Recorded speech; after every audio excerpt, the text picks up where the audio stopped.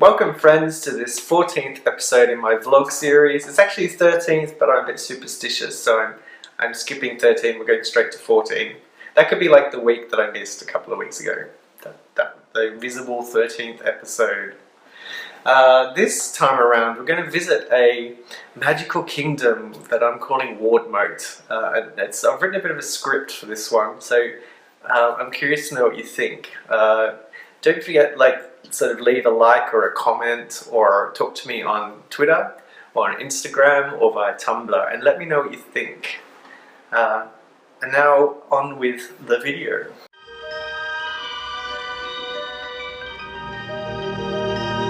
It's little wonder, with the current state of the world, where the majority of wealth and power is in the hands of so few, that simulation-style games have become increasingly popular, especially with younger audiences. When you're feeling like world events are out of your control, you can recede into your own realm and make the decisions that you think ought to be made in the way you think they should be made. These decisions could range from whether or not your farm should grow cabbages or carrots like in Farmville, to whether or not your shop should stock personally designed tattoos or furniture, or tattooed furniture like in Second Life. Or how best to breed villagers, and whether or not that's a bit weird and pervy anyway, like in Minecraft. Or to whether or not the death penalty should be introduced for streakers at sport matches, like in nation states. I've played loads of these sort of games over the years, although I haven't yet tried The Sims. I don't know why, I just haven't. Because basically I'm as much as a control freak as anyone these days. We Rule was my first iPhone Sims game addiction, then came Cityville, rapidly followed by Forestville, which I actually kind of liked and was sad when they stopped developing. I've tried to limit my exposure to many of these games for fear of dissolving into the ether and just becoming a virtual person. Luckily Second Life's garish graphics have always put me off, so that's not going to happen there. Games I'm currently playing, Sims related, are Tapped Out, which is like the Simpsons version of Farmville. Simpsonsville, if you like, or Springfield, I guess. I also tried the Family Guy sort of version, but the gameplay was rubbish, so yeah, not going there. I've been easing my way into Minecraft. I say easing my way into Minecraft, I've been spending hours playing Minecraft, far too long. It's pretty much unavoidable if you have anything to do with YouTube, I've noticed, and I'm going to talk more about that in another video. There's one other game that I've been playing for a while, which is what this video is sort of about, and it's the one I mentioned previously called Nation States. Nation States is actually more of a collection of web pages and forums than a fully immersive realm, which means you can dip in and out of it, although if you stay away too long there's a chance your nation will disappear. The game was set up by an author, Max Barry, as a way to engage people in active political debate and to help sell his book Jennifer Government about privatization gone mad. You start by setting up your own nation according to your personally held political beliefs, or you can just make stuff up to mess around with the system. Either approach is welcomed. My little part of this particular world is named Wardmote, and this is an introduction to it. Some of this is written by me and some of it is generated by the game. You can decide which is which. Welcome to Wardmote. Modern people living through modern ideals. The community of Wardmote is a genial nation situated within the region known as Terra Nova. Our nation is made up of a cluster of islands and shorelines surrounded by natural borders provided by Lake Spectre and Estuary in the west, Law Marshes in the north, and the Terra Ranges in the east. Wardmote's 5 communities consist of Mote Central, the capital of Wardmote and where Wardmote's open government forums and administrative body is located, the Checks Islands, a series of constructed landforms that together house Wardmote's educational and research-based activities, Shoremote and Baja Vista in the east, where the majority of our citizens reside, and home to shopping and industrial precincts, as well as entry point to the Terra Ranges. To the west you'll find Wardmote's central ports, where major shipping takes place, and the majority of Wardmote's inter-nation trade occurs. and Bojvlogski, Wardmote's a residential and core cultural hub where you'll find cultural, historical and creative institutions. If you travel north past Mote Central, you'll find Phamacy and Wardmote, the natural larder of Wardmote, where you'll find the unique balance between agriculture and ecology that feeds and nurtures the citizens of and visitors to Wardmote. Here you can also find the Foo Reserve, a park island dedicated to reserving and preserving the national animal of Wardmote, the Foo. Want to find out more about Wardmote? Here are some interesting facts. Car-free. Wardmote is car-free. When travelling to Wardmote, we ask all visitors to park any transport they have in one of our secure border lots. From then on, you are welcome to use Wardmote's public transit. An affordable one-time citizen fee is payable by visitors per visit, or hire a bike from one of Wardmote's many friendly bike hire stops. Limited public bikes are also available.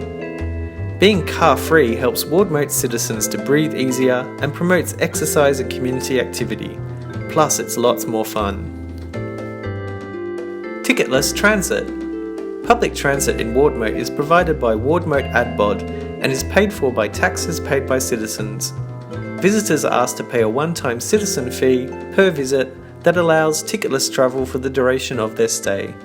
Our public transport network program is one of the most comprehensive in the world and renowned for its innovation, to the extent that Wardmote now exports public transport plans, systems and machines to surrounding nations.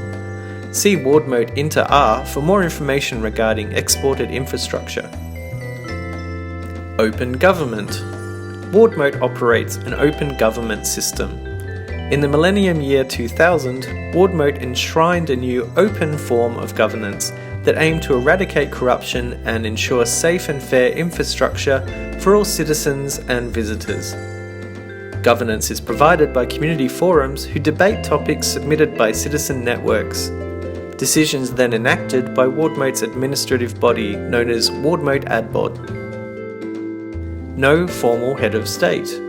Wardmote does not have a head of state. Instead, we have a team of representatives known as the Wardmote Internation Relations, or Wardmote Inter-R, who act upon governance provided by citizen forums. Wardmote Inter-R members are elected by the community for set terms and, although may become well known to citizens home and abroad, are strictly bound to decisions made by our community forums. Natural beauty.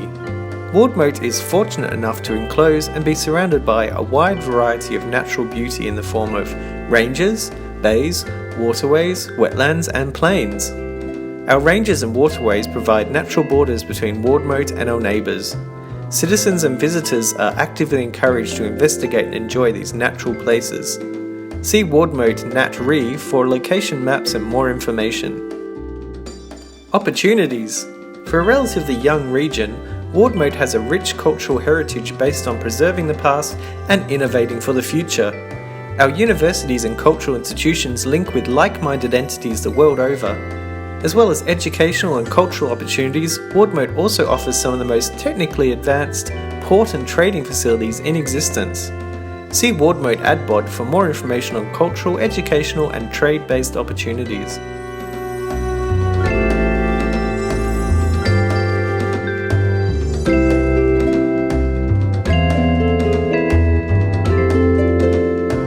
That's the ideal anyway. If you visit the Wardmote page on nation states, it's a slightly different story. But the way your nation performs within the game is very much based on the types of user-generated issues presented by the nation states community.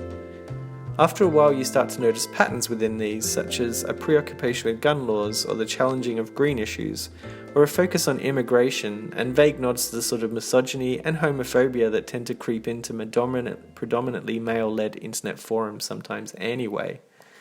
Which I guess helps make the game more realistic, if a little depressing sometimes.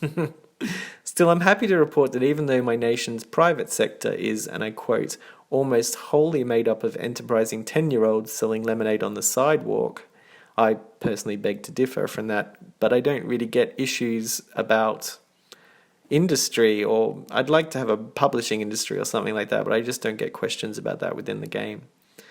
Even though it's that, it's still considered a cultured nation, remarkable for its museums and concert halls, and home to a compassionate, intelligent population who love a good election, and has universities full of students debating the merits of various civil and political rights. So that's like user generated by the game, those quotes there. So I'm doing something right. Also, crime is totally unknown, and Wardmote frequently visits the dizzying heights of the top 5% of nicest citizens, most compassionate, and least corrupt governments in the whole of nation states, which is pretty much millions of users, I think. They have a lot of users. I don't know if it's millions. Definitely high thousands. So that's my nation on nation states, Wardmote. Let me know what games you're playing. Also, I think I've got a Minecraft series possibly prepared. I've just got to edit it. So that's going to appear. Maybe not here, but somewhere. Thanks for stopping by, and keep yourselves nice. Bye.